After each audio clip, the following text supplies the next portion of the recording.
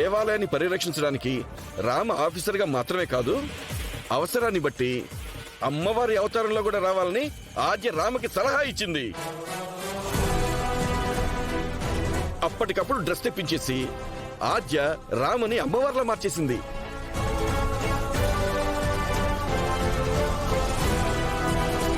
వీళ్ళు పూజారికి ఇంత భయం పుట్టించారా?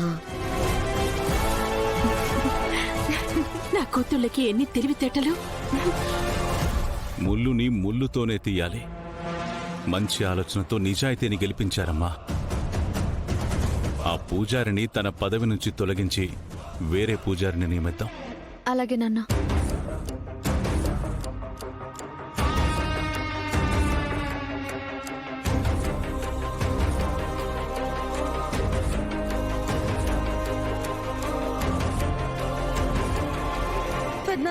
ఎక్కడ పడితే అక్కడ కొట్టకమ్మా. అక్కడే అక్కడే ఉన్నాయమ్మా కాళ్ళు, అక్కడే. అమ్మా చారు, ఏంటమ్మా ఇది? అమ్మా చారు, లేమ్మా. నన్ను క్షమించండి పెద్దనాన్న. ముందు లేమ్మా. చారు, ఏంటిది?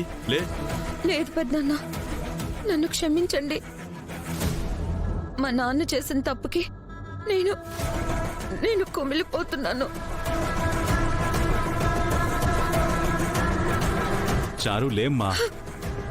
మా నాన్న ఇలా చేస్తాడని నేను ఊహించలేదు పెద్దనాన్న. నాలో మార్పు ఆయనకి నచ్చలేదు. నేను మీతో ఉండడం ఆయనకి నచ్చలేదు. నా పేరు చెప్పి ఆయన ఈ కుటుంబాన్ని నాశనం చేయాలనుకున్నాడు. నన్ను క్షమించండి పెద్దనాన్న. నువ్వేం తప్పు చేసావమ్మా? ఇది తనకి పుట్టిన బుద్ధి. నీ తప్పేం లేదుగా. నువ్వేం బాధపడకు. నిజంగా పెద్దనాన్న, నిజంగా ఆద్య రామలక్ష్మి లేకపోతే పెద్దమ్మ మీద ఎంత అభాండం పడిపోయేదో.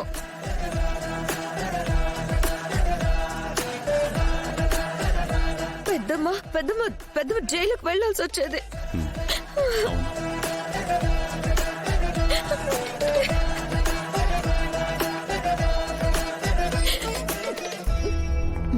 నాన్న, చారుని మేము చూసుకుంటాం. అమ్మా, నువ్వు నాన్నని తీసుకుని ఇంటికి వెళ్ళు. అత్తయ్య, పిన్ని, మావయ్య అందరూ వెళ్ళండి.